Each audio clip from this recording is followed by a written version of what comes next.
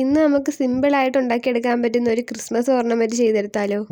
ഇത് ചെയ്തെടുക്കാനായിട്ട് നമുക്ക് ആകെ വേണ്ടത് 2 കളേഴ്സിലുള്ള പേപ്പറാണ്.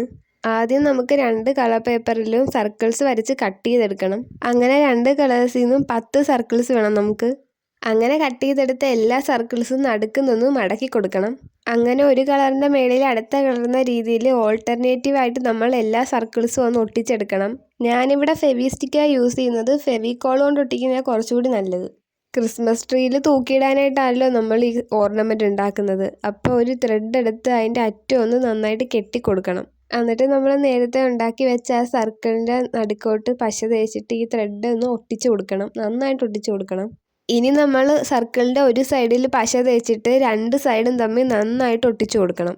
അടുത്ത സ്റ്റെപ്പ് ശ്രദ്ധിച്ച് ചെയ്യണം. എങ്ങാനും തെറ്റിപ്പോയിട്ടുണ്ടെങ്കിൽ ഫൈനൽ ലുക്ക് മൊത്തത്തിൽ കുളമായിപ്പോകും.